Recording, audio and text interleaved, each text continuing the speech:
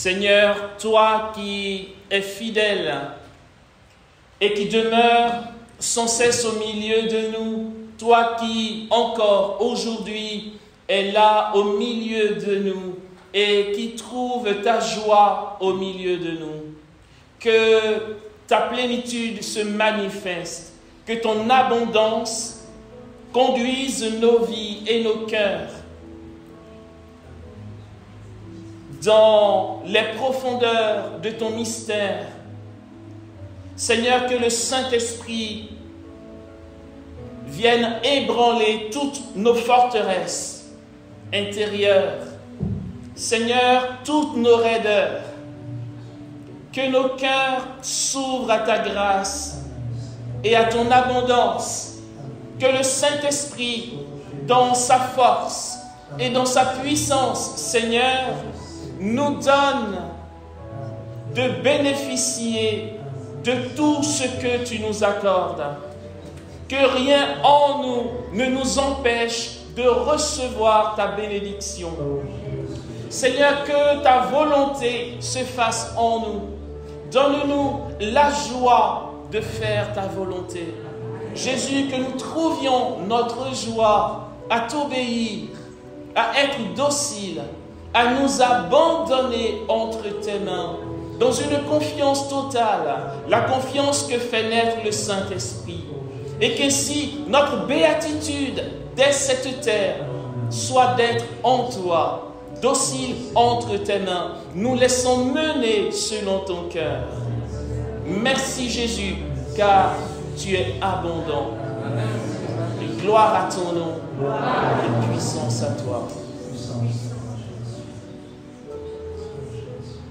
Nous demeurons dans ta parole, Seigneur. Nous faisons le choix de demeurer dans ta parole. Tu l'as dit, si vous demeurez en moi et que mes paroles demeurent en vous, demandez ce que vous voudrez et vous l'aurez. Jésus, ce soir, nous voulons faire le choix de demeurer dans ta parole. Que par la grâce, nos cœurs laissent descendre la puissance que libère ta parole en nous. Que cette parole qui est l'esprit et qui donne la vie soit pour nous l'esprit et abondance de vie ce soir. Gloire à toi et honneur à ton nom, Seigneur. Puissance à toi.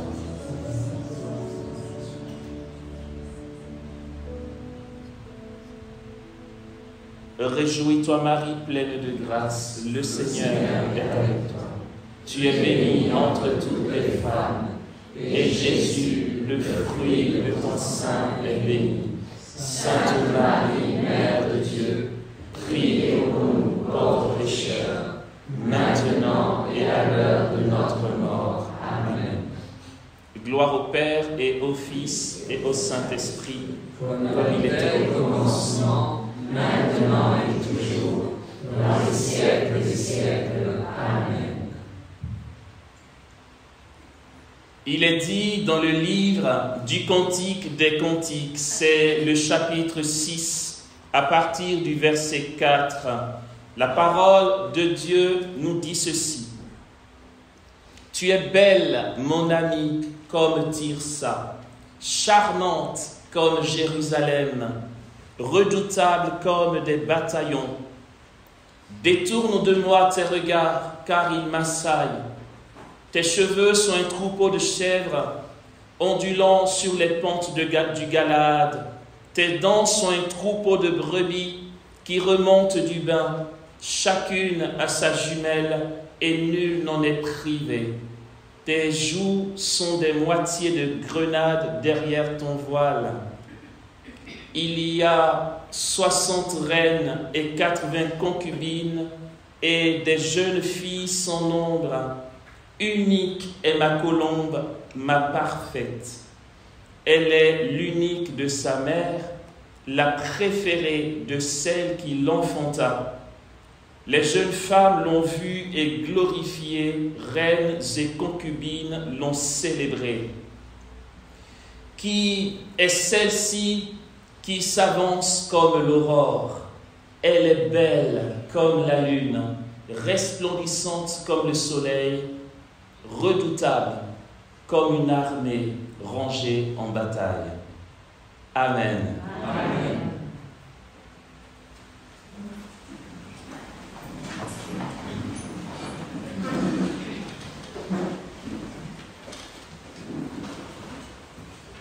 Aujourd'hui, frères et sœurs, déjà, bonsoir à tous et à toutes. Et merci d'être là. Merci à Jésus qui permet ce moment, qui nous permet d'être ici.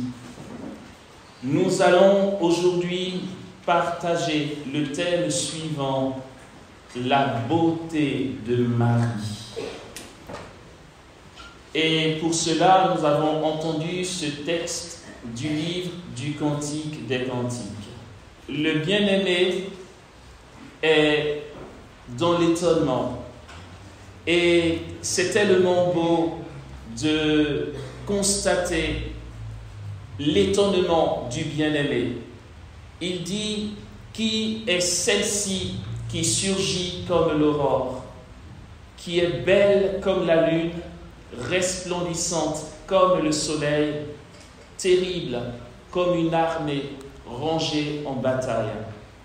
Le bien-aimé, c'est bien sûr l'époux. Et dans la tradition de l'Église, ce dialogue du Cantique des Cantiques entre le bien-aimé et sa bien-aimée est pour nous la figure soit de l'âme et de son Dieu, soit de Dieu l'Esprit Saint et de la Vierge Marie, ou encore de l'Église face à Dieu. L'Église est l'épouse, Marie est l'épouse, notre âme est l'épouse. D'accord? En fait, je n'ai pas de problème psychologique. Je suis épouse de Jésus. Ok? Va pas dire Amos a des tendances, trucs, machin. C'est mon âme que Dieu épouse. Ok? Et donc, dans ce dialogue, les pères de l'Église y ont vu la figure de la Vierge Marie. Aussi, ces derniers versets que nous venons d'entendre, nous l'entendons souvent lorsque nous récitons la Catena, d'accord? Pour ceux et celles qui connaissent la Légion de Marie ou qui y ont fait partie ou qui en font partie. Dans la Catena, concernant la Vierge Marie, nous entendons ces derniers versets du passage que nous venons d'entendre. Et le bien-aimé est surpris. Comment Dieu peut-il être surpris de voir la beauté de sa bien-aimée? D'ailleurs, de manière plus poussée, lorsque nous réfléchissons, nous savons qu'en Dieu, il n'y a aucun retour sur soi. Dieu n'est pas égoïste. Dieu est une désappropriation continuelle de lui-même. C'est pour ça qu'il n'est pas seul. Dieu n'est pas seul. N'allons pas croire que Dieu soit seul. Il n'a jamais été seul. Dieu est un en trois personnes. Il a toujours été mouvement de communauté, mouvement de don. Et Dieu peut être don justement parce qu'il n'est pas seul. Et donc, en poussant la réflexion, moi, je me suis posé la question dans le temps en me disant, c'est vrai que le livre de la Genèse nous apprend que le 7e jour, Dieu s'est reposé de tout l'ouvrage de ses mains. Avant son repos, il est dit que Dieu a vu toutes ses œuvres, toute la création. Et il a trouvé la création très belle. Ok, j'ai juste envie de dire, mais pourquoi tu ne laisses pas d'autres apprécier ton œuvre? En fait, c'est comme si je peignais un tableau et que je disais, mon tableau, il est canon. Ça arrive que mes tableaux soient canons. Mais je m'interdis de le dire parce qu'il vaut mieux que ce soit les autres qui l'apprécient. Mais Dieu ne se gêne pas. Après la création, il est émerveillé de l'œuvre de la création. Et je me suis dit, ok, il y a quand même un peu de retour sur Dieu. Mais non, en fait, non. Non, ça n'existe pas parce qu'il n'est pas seul, justement. Au cœur de la Trinité, il y a les différentes personnes qui se donnent l'une à l'autre. Aussi, le Père peut s'émerveiller de l'œuvre de la création parce que c'est le Verbe qui crée tout. Nous l'avons entendu hier dans le prologue de Jean. Tout a été fait par lui, parlant du Verbe, et sans lui rien ne fut. Aussi, le Père peut, sans retour sur lui-même, apprécier l'œuvre de la création parce que, justement, il n'est pas seul en Dieu, ils sont trois en un seul Dieu. Et donc, l'un peut apprécier le travail de l'autre. L'Esprit Saint qui s'émouvait au-dessus des eaux, c'est une œuvre de la Trinité tout entière. Ainsi donc, le Père peut s'émerveiller de la création, et le Fils aussi, et l'Esprit aussi. Parce que quand l'Esprit s'émerveille de la création, il apprécie l'œuvre du Fils et il apprécie l'œuvre du Père. C'est ce qui est beau lorsque nous sommes ensemble, lorsqu'il y a une communauté. Et Dieu, qui est celui qui comble la Vierge Marie, s'émerveille. Parce que Marie est resplendissante. Elle est parée d'or et de pierres précieuses. Si Dieu est le roi du ciel, le roi donc du royaume des cieux, la reine c'est la Vierge Marie. Notre mère du ciel est reine du ciel. En fait, c'est la reine-mère, d'accord? Et donc, au moment de son couronnement, il y a eu à la fois l'œuvre du Père, à la fois l'œuvre du Fils et de l'Esprit Saint. Les trois personnes de la Trinité l'ont comblée parce qu'elle est aussi et à la fois épouse du Saint-Esprit. Il a fait son travail d'époux. Elle est mère de Dieu, mère du Verbe. Il a fait son travail de Fils. Elle est fille du Père et le Père a fait son travail de Père. Du coup, si le Fils voit venir sa mère, il peut s'émerveiller de voir combien elle est resplendissante. Elle est tellement belle qu'il s'écrie, mais qui est-elle? Qui est celle-ci qui s'avance? Belle comme l'aurore, resplendissante comme le soleil, terrible comme une armée rangée en bataille. Et la Sainte Vierge elle-même constate. Elle est spectatrice de sa propre beauté. Parce que Dieu est amoureux. Dieu est tombé éternellement amoureux de cette jeune fille. Ses entrailles ont frémi. L'amour de Dieu, nous le savons désormais, ou nous le saurons désormais si nous ne le savions pas. L'amour de Dieu n'est pas qu'un amour agapé. On dit amour agapé, je ne dirais pas contrairement. Amour agapé, parallèlement à l'amour éros, d'accord? Parce que contrairement, ça fait opposé. Non.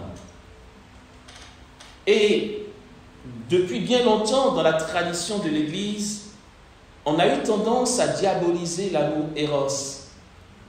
On dit l'amour agapé, c'est l'amour de charité, l'amour de don de soi, l'amour pur, l'amour qui donne sa vie pour l'autre, et c'est Dieu, ça. L'amour éros, c'est vraiment le petit gars du quartier qui flash sur une fille, son cœur palpite, il est amoureux. Et on l'a souvent diabolisé. Tu vois, en fait, quand tu es amoureux et que tout s'ébranle en toi, on se dit, oula, il faut que je parte à la confession. Mon père, je viens me confesser parce que je suis amoureux. Là, le père te dit, ok, il y a du monde là, toi tu dégages parce que tu n'as rien à confesser. Tu es amoureux, enfin, je veux dire, c'est la vie, quoi, c'est bon. Et on a souvent diabolisé cet amour éros, mais c'est le pape Benoît XVI qui nous fait réaliser depuis 2006, lorsqu'il a écrit son encyclique sur l'amour de Dieu, il nous fait réaliser que l'amour de Dieu n'est pas que agapé. En fait, Dieu est amoureux. Le pape Benoît XVI nous fait savoir que s'il n'y a pas en Dieu cet amour éros, l'amour agapé ne parvient pas au don de soi. C'est parce que Dieu est épris d'amour. Il est amoureux. Il frémit au-dedans de lui quand il voit la Vierge Marie. Il est amoureux d'elle. Alors, si désormais tu tombes amoureux ou amoureuse, ne t'inquiète pas, Jésus n'est pas choqué, vexé, parce que lui aussi, il est amoureux. En fait, il est la source des amoureux, d'accord? Il est super amoureux de la Vierge Marie. Et il a comblé de grâce et de bénédiction. Lorsque Dieu est amoureux, il ne retient rien. Dieu est capable de dépasser même ce qu'il avait prévu pour te faire plaisir. Parce qu'il craque littéralement quand il est amoureux.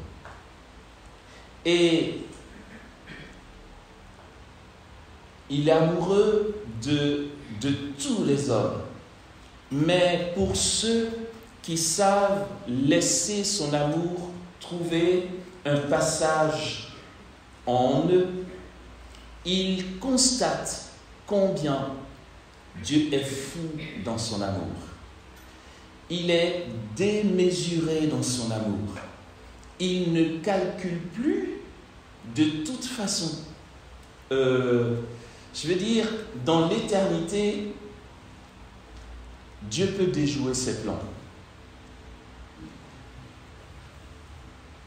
Si, disons, allez, Dieu a prévu qu'aujourd'hui, le soleil va sortir seulement vers 10h45, et que pour toi, parce qu'il craque carrément devant toi, il faut que le soleil se lève plus tôt, il va déjouer. Bon. Mais Amos, il est dit que Dieu ne se dédie pas. Comment se fait-il qu'il prévoit un truc et qu'il fasse autre chose après? Il ne se dédie pas. C'est que, en fait, cette autre chose qu'il va faire, comme à Cana par exemple, ce n'était pas prévu que le fils fasse là son premier miracle. Pourtant, ça a été fait. Il a déjoué ses plans. Ok. Ce qu'on appelle déjouer ses plans, ce n'est qu'un abus de langage. Parce que Dieu est éternel. Je dis ça d'une autre manière. Dieu est immuable. Éternel, immuable. Immuable, il ne change pas. Si l'on veut comprendre le nouveau plan comme une nouveauté en Dieu, alors on se trompe. C'est un abus de langage que de penser que Dieu a déjoué ses plans. Ce qui doit être fait et ce qui est fait finalement, les deux réalités sont dans la présence éternelle de Dieu. Là, je vous embrouille un peu. Un peu quand même. Ça va se fluidifier. En fait, comme il n'y a rien de nouveau en Dieu, tout est présent dans l'éternité, tout peut être fait à tout moment. C'est pourquoi il dit, si vous demeurez en moi et que mes paroles demeurent en vous, demandez ce que vous voudrez et vous l'aurez. Ce que vous voudrez. Lorsque on trouve grâce auprès de Dieu, il est prêt à manifester pour nous des choses inouïes. Hier, nous parlions de la plénitude de l'Esprit dans la vie de la Vierge Marie. Et si nous nous en rappelons, il s'agissait d'une docilité de Marie au quotidien, obéissant à tout ce que Dieu permet dans son quotidien, jusqu'à ce qu'elle soit couronnée dans le ciel. Mais c'est juste ça qui fait craquer Dieu. Elle a trouvé grâce à ses yeux. L'ange lui dit, « Sois sans crainte, Marie, car tu as trouvé grâce auprès de Dieu. Voici le challenge. Et laisse tomber tous tes calculs. Une seule chose suffit, une à la fois. Prends les moyens pour trouver grâce auprès de Dieu.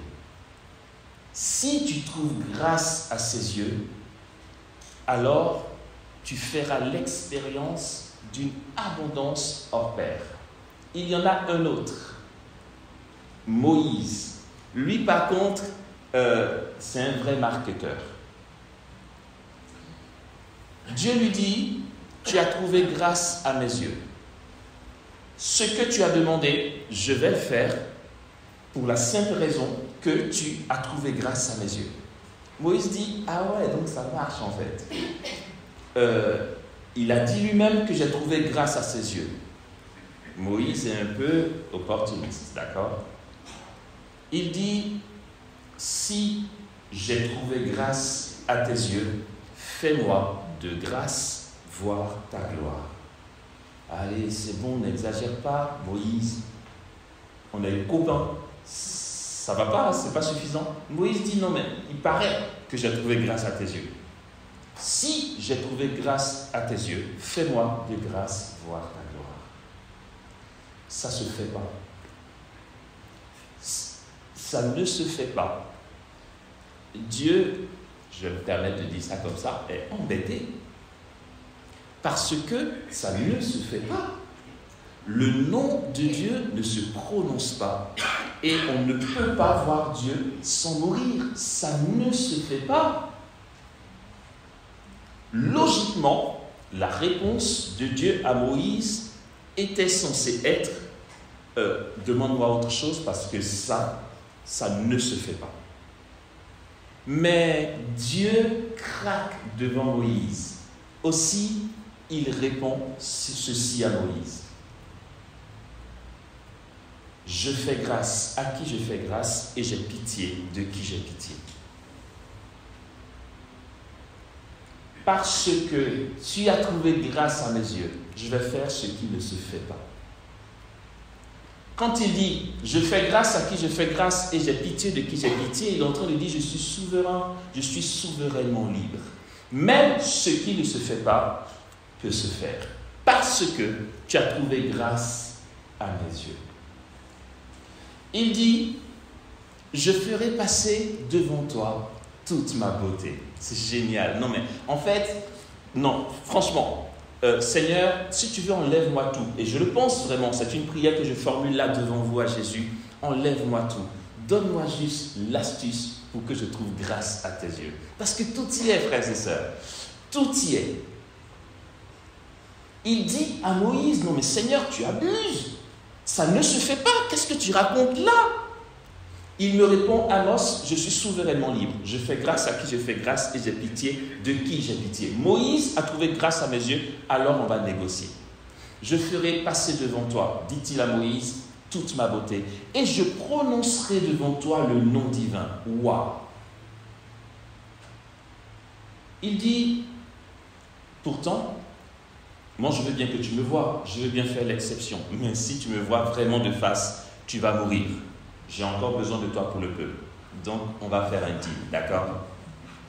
Je te prendrai, dit le Seigneur, et je te mettrai au creux du rocher. Je vais te couvrir de ma main et je vais faire passer toute ma gloire. Une fois que je serai passé, je vais retirer la main et tu me verras de dos. Parce que si c'est face to face, mon gars, tu vas mourir. Dieu est prêt à toutes les concessions lorsqu'on trouve grâce à ses yeux. Et c'est ce que Marie a réussi par la grâce de Dieu à obtenir par une vie simple, docile et obéissante. Marie est entrée dans la volonté de Dieu sur sa vie, jusqu'à ce que le glaive lui transperce l'âme, comme l'a prophétisé Siméon, et qu'elle soit assomptée, couronnée reine immaculée de l'univers. Cette pauvre dame qui, je le redis, n'a rien et qui pourtant est terreur du démon.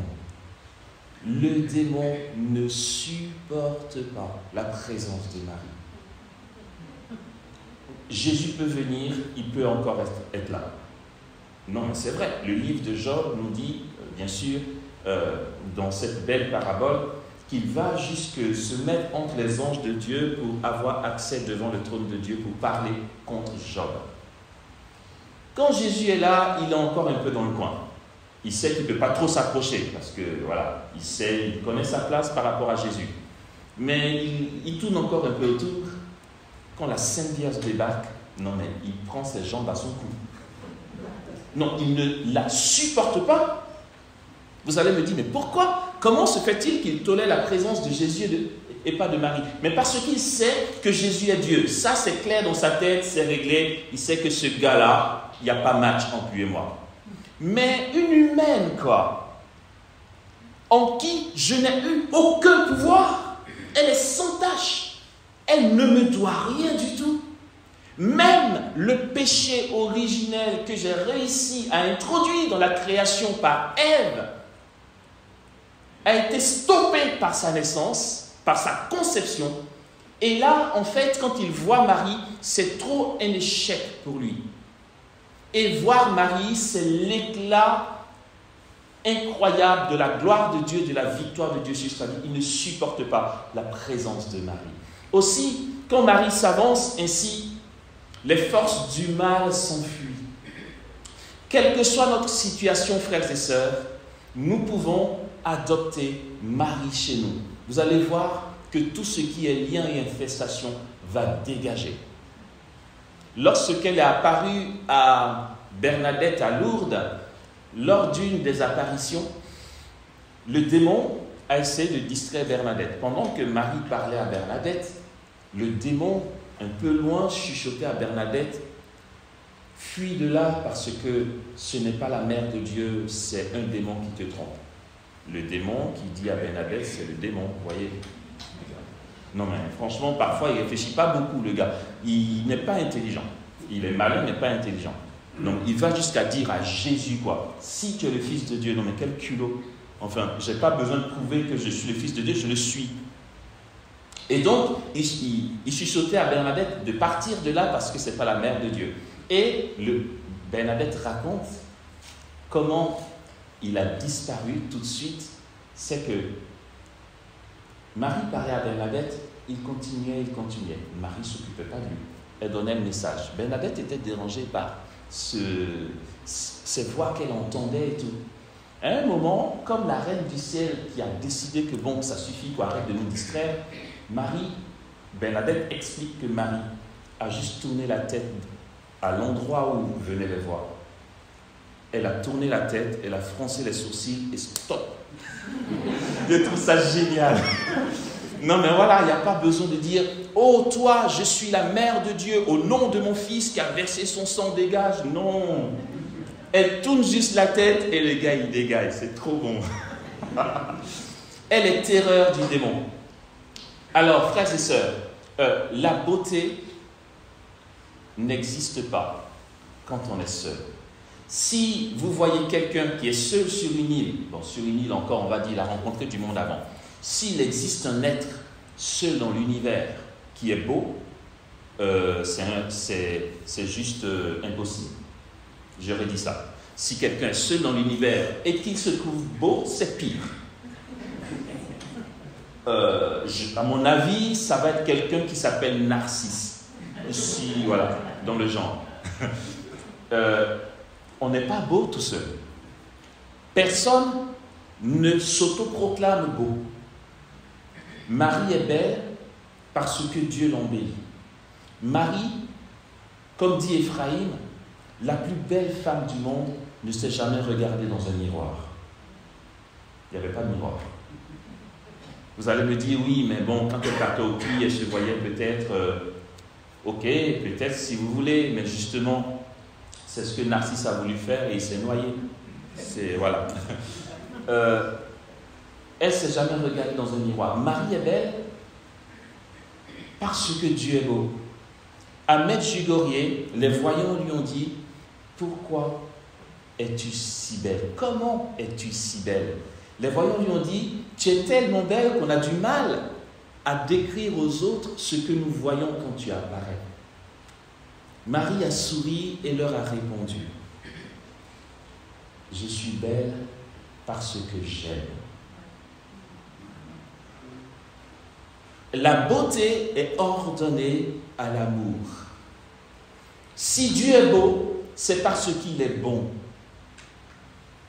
C'est parce qu'il est amour. Et Marie est belle doublement. Primo. Elle est belle d'avoir été revêtue par son Dieu, Père, Fils et Saint-Esprit. Dieu l'a revêtue de pierres précieuses, de gloire et de lumière. Et Marie est belle surtout parce qu'elle participe à l'œuvre du salut. L'amour, c'est la beauté. La beauté suppose l'amour. Et Jésus dit, car Dieu a tant aimé le monde qu'il a donné son Fils. La beauté de Dieu est ordonnée à son amour. Le Père est beau, le Fils est beau, l'Esprit est beau. Parce qu'ils aiment. Et Marie est belle dans cette continuité de l'œuvre de salut de son Fils, puisqu'elle participe à l'œuvre de salut de son Fils en tant que mère du Rédempteur, en tant que médiatrice de toutes les grâces. C'est un dogme qui n'est pas encore proclamé, mais l'Église y croit dur comme fer. Elle est mère du Rédempteur, elle est doublement belle, parce qu'elle aime et parce qu'elle se donne.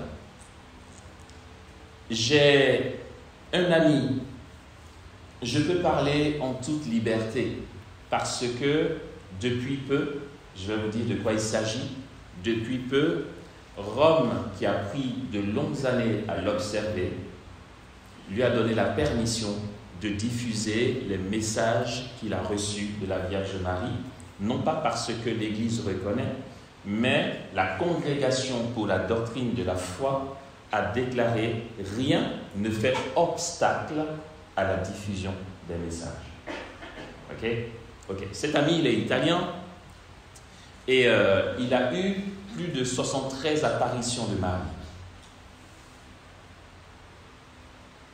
Ce n'est pas des visions, genre apparitions, d'accord? Il m'expliquait un jour que je lui ai dit, alors elle apparaissait quoi, tous les mois, 2 fois dans l'année ou toutes les 2 semaines? Il disait non, il n'y avait pas de rite. Elle pouvait apparaître aujourd'hui, elle va apparaître demain, et puis la prochaine fois c'est dans 1 mois, et puis ensuite 1 semaine plus tard, elle débarque quand elle veut. Et n'importe où, pas spécialement dans la chapelle. Une fois elle lui est apparue au supermarché, une autre fois elle lui est apparue dans l'avion.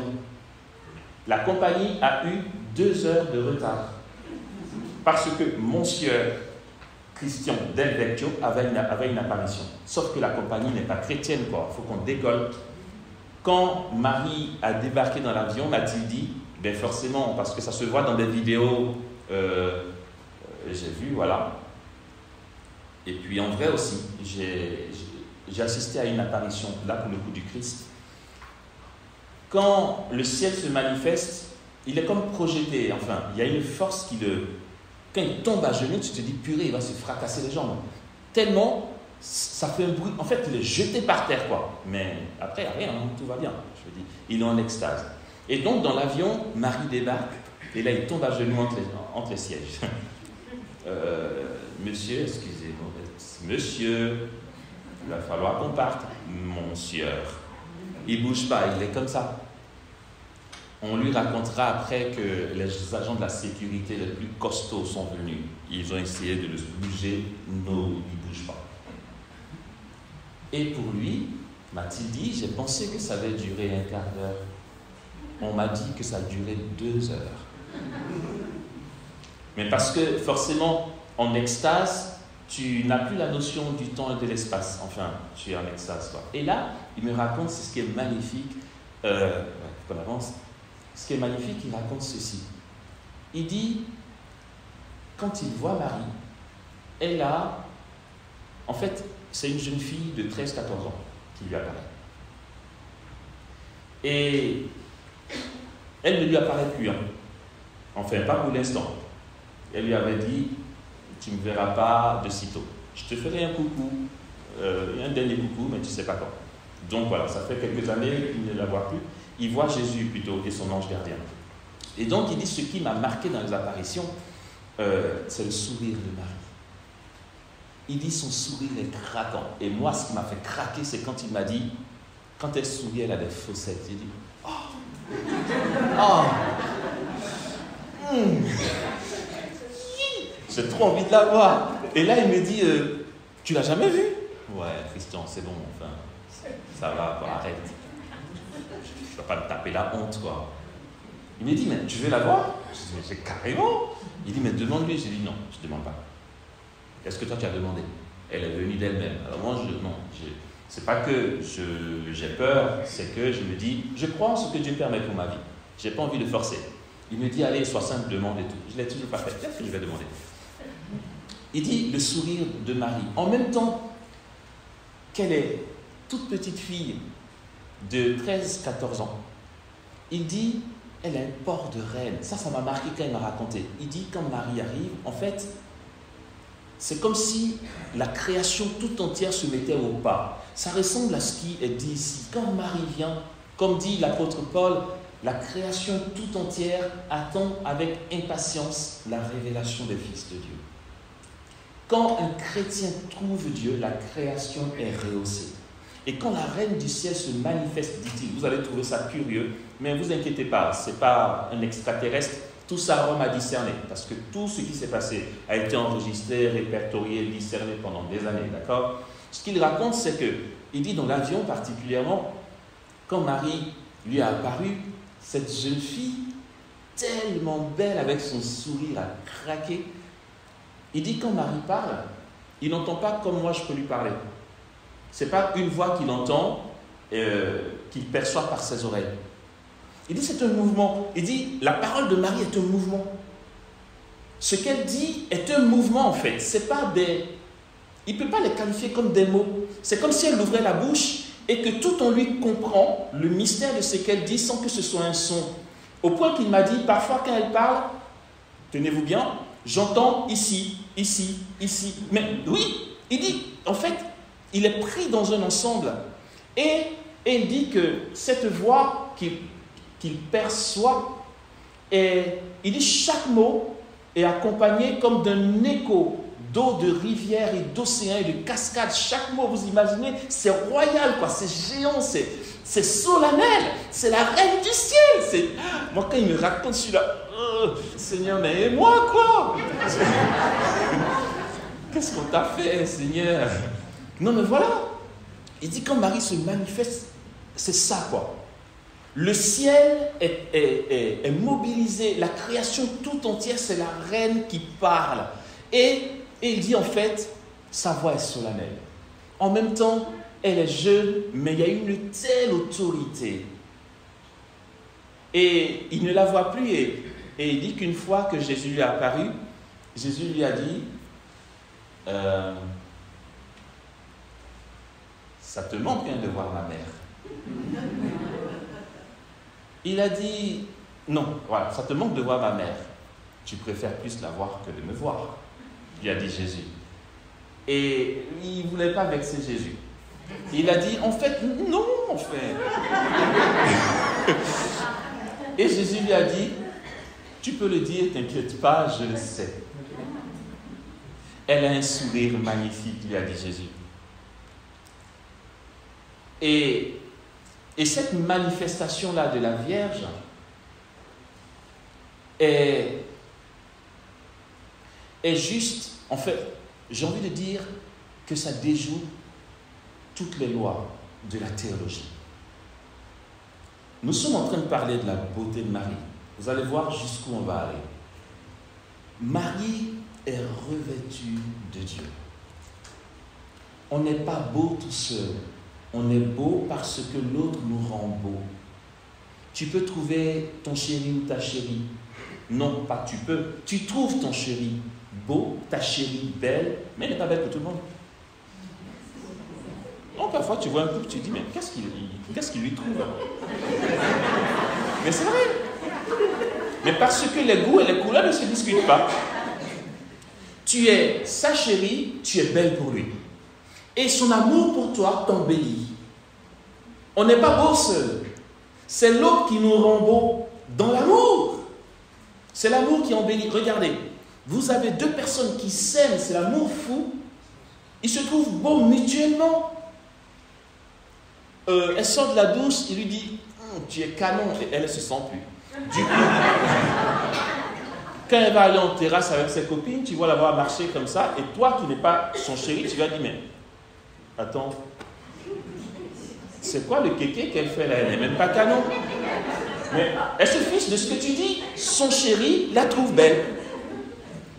Et puis regardez, quand vient le moment des conflits et des divorces, non mais vous n'avez pas remarqué ce truc?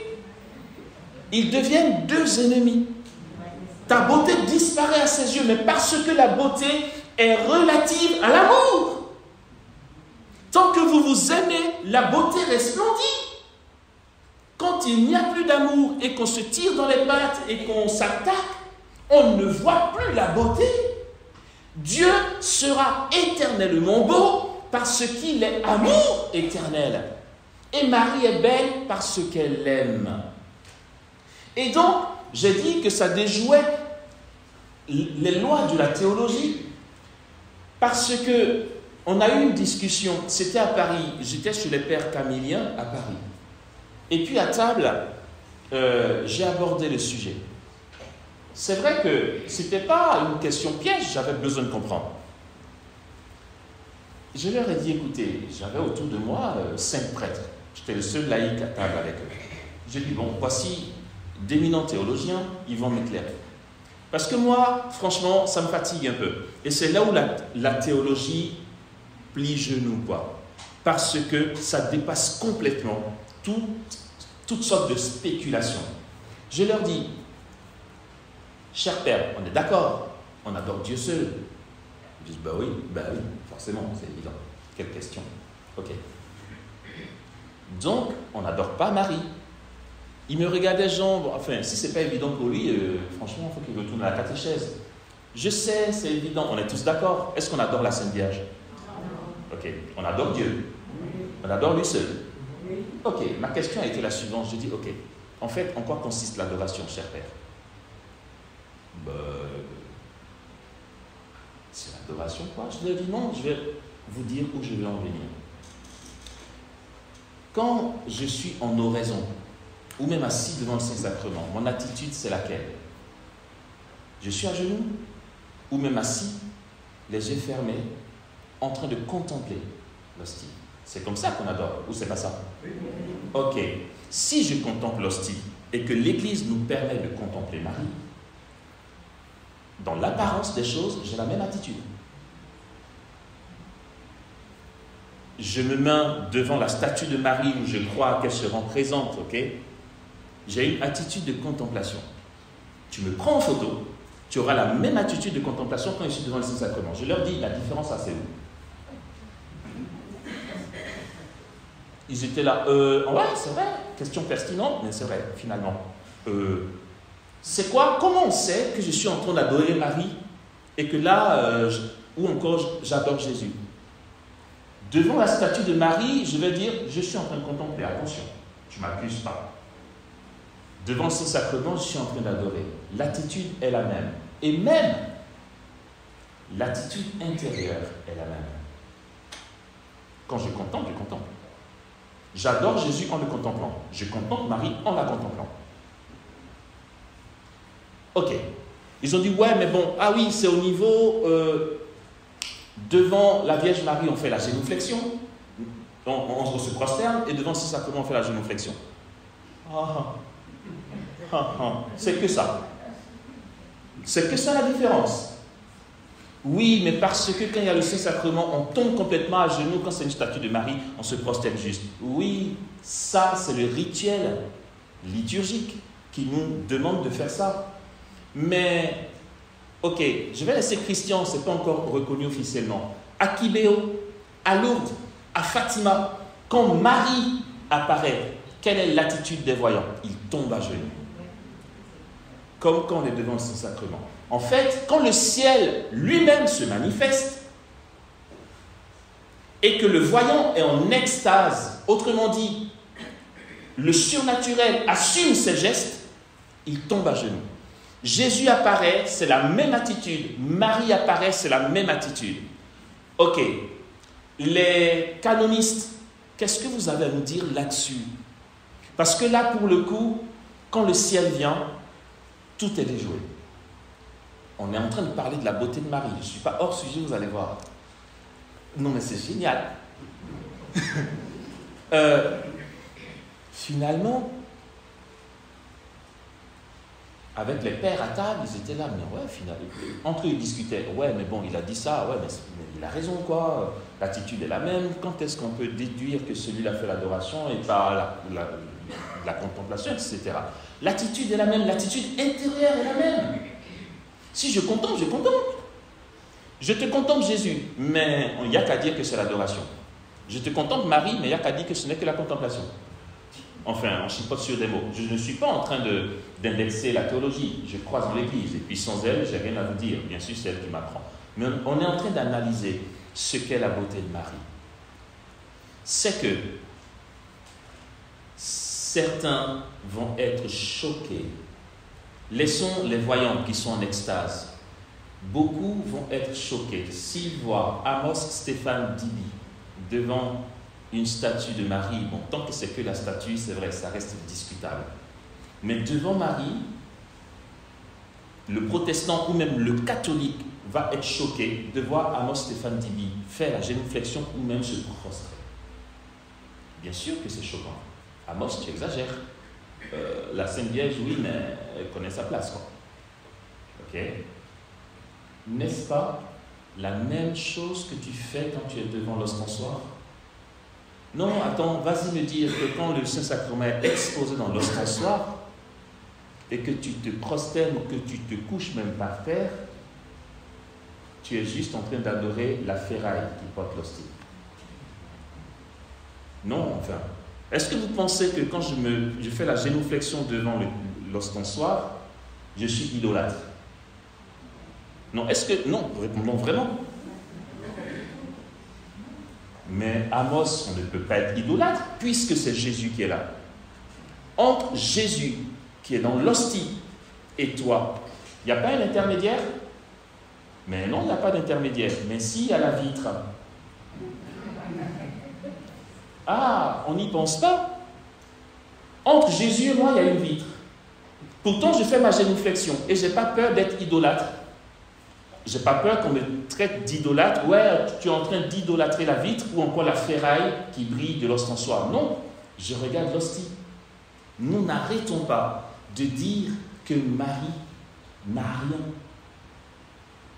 Si tu as peur de te prostrer quand la Mère de Dieu débarque, c'est que tu n'as rien compris. Qu'est-ce que nous croyons quand il est dit ici? Quelle est celle-ci qui surgit comme l'aurore, belle comme la lune, resplendissante comme le soleil, terrible comme une armée rangée en bataille? Vous pensez que ça vient d'elle? En fait, Marie est un tabernacle vivant. Elle est l'ostensoir. Marie est pareille que la vitre qui te sépare de l'hostie. Quand tu te prosternes devant l'ostensoir, la vitre est inexistante pour toi parce que tu n'as Dieu que pour l'hostie. Il doit en être de même quand il s'agit de la Vierge Marie. Marie est d'une beauté extrême, une beauté qui déjoue toute beauté et en fait, j'allais dire, elle est aussi belle que Dieu. Ah bon? Oui. Si Dieu est la beauté même, Marie est la beauté même.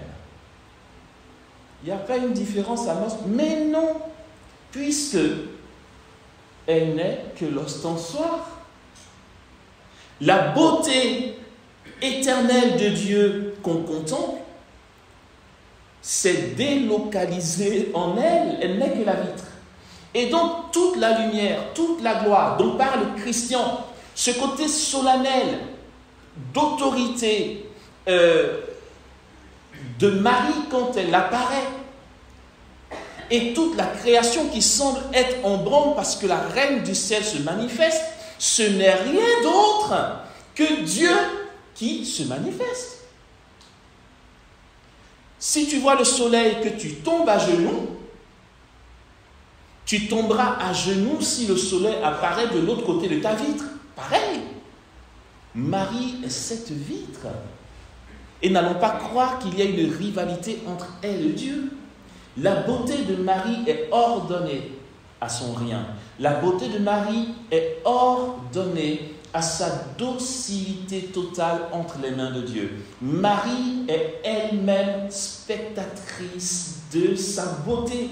Aussi, elle peut dire, sans retour sur elle-même, « Je suis belle parce que je vous aime ». Elle reconnaît qu'elle est belle. Tu te la pètes pas un peu la madré? Je suis canon, hein, je confirme.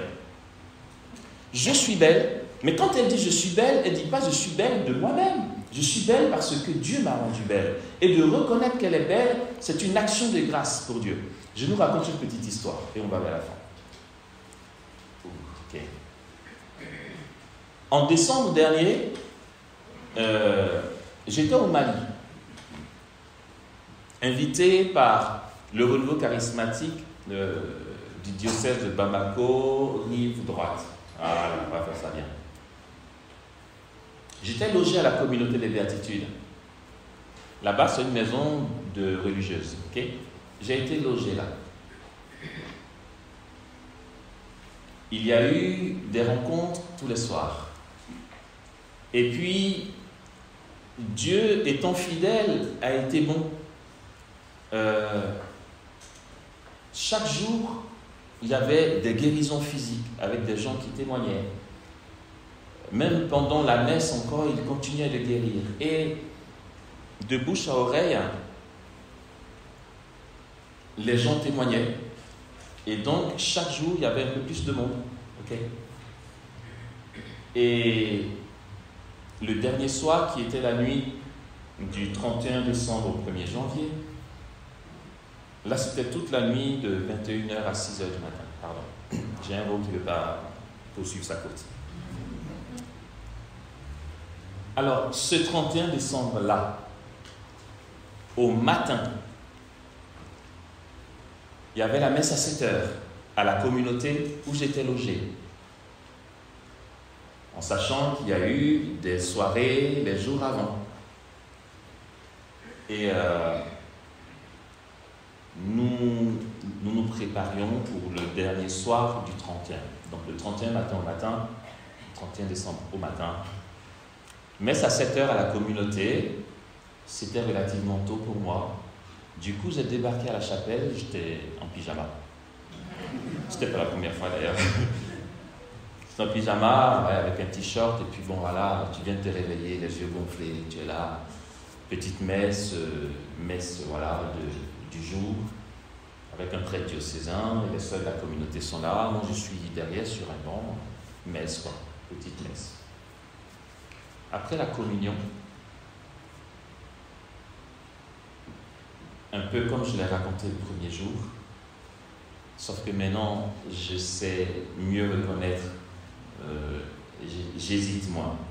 Après la communion, Jésus me dit, écoute, Amos, il y a un truc que j'aimerais faire. Je dis, ok. Il me dit, tu vois la petite sœur qui est assise là devant toi? Ouais. Une religieuse de la communauté. Il dit, je souhaite lui communiquer ce que tu constates à tes évangélisations. Par elle, je veux aussi guérir mes enfants. Ok. Merci pour l'information. Il me dit, tu vas lui communiquer cette grâce que tu as reçue. Bon, je vous passe le détail, ce serait long à raconter comment ça se passe, mais en général, quand je perçois une motion comme ça, il y a l'ordonnance qui va avec, le mode d'emploi, d'accord? Oui, je ne reste pas à dire, mais comment je vais faire ça, qu'est-ce qu'il faut que je fasse? Non. Quand je perçois, il y a le geste précis à poser pour qu'il fasse. Du coup, c'est très facile. C'est comme si tu achetais Ikea, tu vois, avec le mode d'emploi. Tu suis A, B, C, D et ton meuble il est monté. Donc voilà, le mode d'emploi très clair. Je dis ok, d'accord, mais sauf que ok, je fais ça bien. Après la messe, je vais d'abord voir sa responsable, parce que c'est une petite sœur novice, elle est religieuse hein, avec le voile, mais elle n'a pas le scapulaire marron, tout en blanc. Je vais voir sa responsable, je lui en parle. Elle dit, écoute, Moi, j'ai pas de problème, tu vois avec elle si elle est d'accord. Du coup, j'aborde la petite sœur, je lui en parle. Elle dit, quoi? Moi? Mais pourquoi? J'ai dit, écoute, le pourquoi, j'en sais rien, d'accord? Si ça te dit, on rentre dedans. Elle était vraiment toute retournée, elle suffoquait limite. Mais enfin, je ne vais pas dire non, mais tu es sûr, moi? Tu es OK ou pas? Je suis OK. Je dis OK, très bien. Donc ce soir, à la dernière veillée, tu vas rentrer en jeu. Elle dit, attends, Amos, tu es complètement fou dans ta tête. Moi, en fait, ce soir, je vais faire quoi? Je te dis, si tu acceptes que Dieu t'accorde la grâce, ce soir, tu restes juste docile et tu vas voir, ça va se faire. Je me suis dit, mais ce gars, il est complètement... voilà, quoi. Enfin, voilà, tu t'es dit, attends, moi, quoi, c'est pas comme si j'avais un parcours chrétien de 40 ans, je suis... Voilà. Le soir vient, et comme j'ai l'ordonnance, le mode d'emploi, je suis tranquille. J'ai qu'à faire ce qui est écrit sur le mode d'emploi, et puis après, moi, je circule. On arrive le soir même, il y avait plus de monde, à peu près, un peu plus de 1000 personnes, 1500, un truc comme ça. Et non, c'est trop chou parce que non seulement elle est jeune, mais en plus elle est très frêle, petite religieuse, petit visage d'adolescente. Elle n'est pas adolescente, mais vraiment elle fait adolescente, quoi. Intimidée là devant l'assemblée, qui me regarde, mais non, je fais quoi? Je dis, détends-toi. J'ai annoncé à l'assemblée qu'à partir de ce soir, la sœur dont je tairai le nom, bien sûr, le Seigneur va passer par elle pour guérir. Vous allez voir pourquoi je vous raconte ça. Et l'assemblée, ils ont acclamé, Amen, Alléluia. Elle, son stress augmentait de plus en plus. Elle se disait, dans quoi il m'a embarqué? Le mode d'emploi disait ceci, le moment venu. J'aime trop Jésus, c'est génial. Jésus a dit, tu prends ton index et ton pouce. Non, mais c'était très clair dans ma tête. Hein. Et tu touches juste son scapulaire. Et ça sera bon. Wow. Ok, donc je finis d'annoncer, elle est là. Et puis je lui dis, c'est bon, on peut y aller. Elle dit, oui, d'accord, je fais quoi? Je dis, tu fais rien. Tu accueilles, d'accord. Et puis j'ai pris son scapulaire, j'ai fait ça, l'espace de 5 secondes, et j'ai dit, voilà, c'est fait, c'est bon. Alors j'ai dit à l'assemblée, est-ce qu'il y a des gens qui veulent guérir et tout? Les gens disent oui. Et j'ai dit, sister, voici maintenant ce que tu vas faire. Elle me regarde. J'ai dit, tu ne touches personne. Tu ne vas pas faire chabalaba, genre truc. Non, pas besoin. Tu marches entre les rangs. Il est dit dans l'évangile qu'une force sortait de lui, parlant de Jésus, et les guérissait tous. Il voulait faire la même chose avec elle. Je lui ai dit, tu marches juste entre les rangs. J'ai dit, bon, ceux qui sont très proches, qui veulent toucher son scapulaire, vous pouvez si vous voulez. Mais il n'y a pas besoin, parce que l'onction de guérison va partir de sa personne. Cette pauvre petite religieuse me regarde, mais purée, dans quoi il me met? Elle a marché dans l'assemblée. L'organisme a pris un petit son, très calme, et puis on attendait. C'était magnifique de voir cette jeune religieuse dégager une telle onction de puissance en gardant une innocence radicale. C'était tellement beau. En fait, je raconte ça parce que c'est vraiment comme ça que Marie est. Elle marchait. De temps en temps, j'étais un coup d'œil vers moi pour voir si ça fonctionne bien, si c'est ça. Voilà. Mais vraiment, quoi, voilà, elle marchait. Et moi, j'étais là devant. Et puis je la voyais marcher dans l'assemblée. Elle a essayé de passer un peu partout et tout, et puis elle est revenue devant. Elle me dit, j'ai dit, non, c'est bon, maintenant mets-toi là. Et je leur ai dit, regardez, c'est fait. Le nombre de guérisons qu'il y a eu, il y a tout, bon, bien sûr, tout le monde ne peut pas témoigner, un peu comme hier, mais il y a eu, sans exagération, et je sais que c'est enregistré, les sœurs du mari peuvent en témoigner, il y a eu instantanément au moins 200 personnes guéries. Instantanément, pour ce qui est vérifiable tout de suite. Et plus tard, quand je quitte le Mali, elle m'appelle, elle me dit, écoute, tu m'as créé des problèmes. Mais c'est tellement magnifique et c'est ça, quoi. Elle dit, les gens viennent à la communauté des béatitudes, ils disent, on veut voir frère Amos. Ah, il est parti, frère Amos, il n'est pas ici. Ah, il n'est pas là, alors sœur truc. Allez, on n'a qu'à la nommer Sylvie, elle ne s'appelle pas Sylvie. Amos n'est pas là, alors on veut voir chère Sylvie. Et elle sort.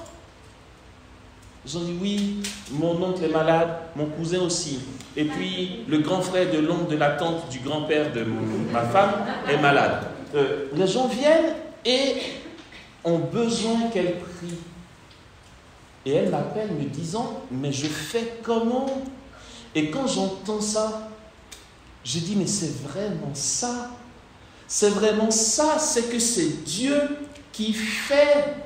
Ce n'est pas nous qui faisons. C'est Dieu qui fait, c'est Dieu qui est puissant en nous. Si vous voyez l'une ou l'autre personne, ça peut arriver, on se pardonne à nous tous.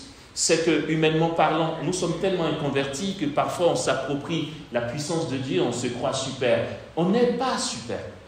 Si vous voyez l'une ou l'autre personne, un prédicateur, un pasteur ou encore un catholique, par qui Dieu opère des signes et qui se la pète, il n'a rien compris. Et j'ai envie de dire que ça n'ira pas plus loin que ça.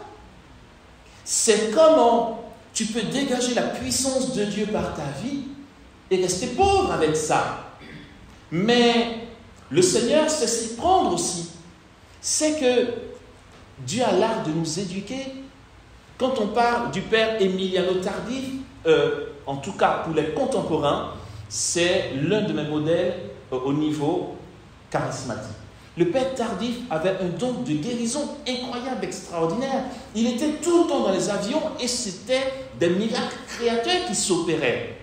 Non mais attendez, le père Tardif, dans son charisme de guérison, est parvenu, dans sa simplicité de vie et sa vie pieuse, à basculer du charisme de guérison seulement à ce qu'on va appeler les charismes d'ordre mystique ou d'union à Dieu. Parce que le père Tardif, tu le fais juste assis. Mon père, venez juste à notre messe. Vous ne faites rien. Le père Tardif est juste assis, il concélèbre, ça finit, il part, des gens sont guéris. Il a juste à être là. Mais sérieux? En Côte d'Ivoire, dans mon pays, j'ai vu dans un stade où il est arrivé en Côte d'Ivoire, il a fait une tournée.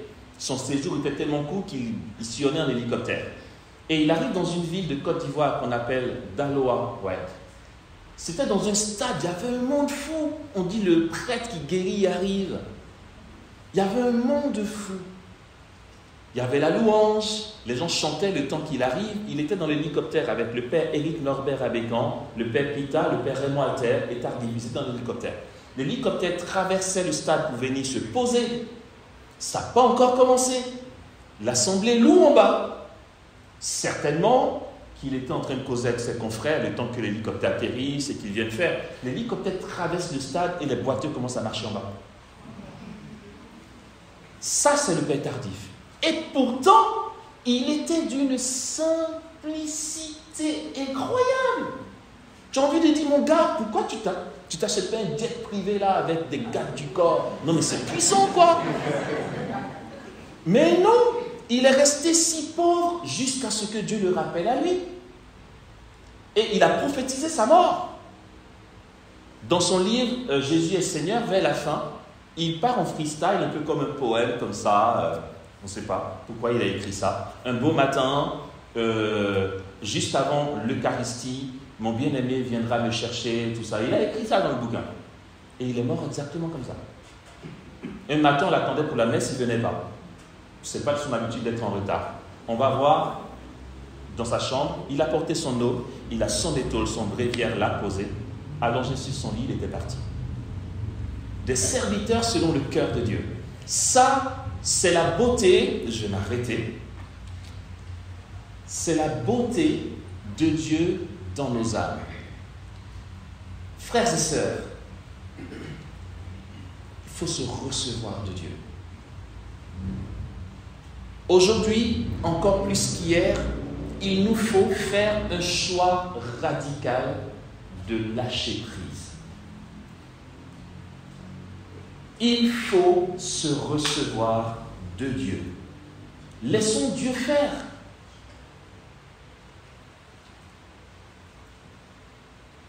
Il va falloir pour cela renoncer à nos plans, à nos idéaux, même à notre désir de fonder un apostolat, un service d'église, même si c'est pieux et que ça part d'une bonne intention. Il faut lâcher prise. Marie avait un projet d'épouser Joseph et d'avoir des gosses avec lui. Ça ne s'est pas fait. Joseph avait aussi son plan. Ça ne s'est pas fait. Aujourd'hui, Joseph est l'intendant des biens du ciel. Tu vois, comme dans une maison communautaire, on dit c'est le frère qui s'occupe de la réserve et des biens. Au ciel, toute la gloire du ciel, Joseph en est l'intendant.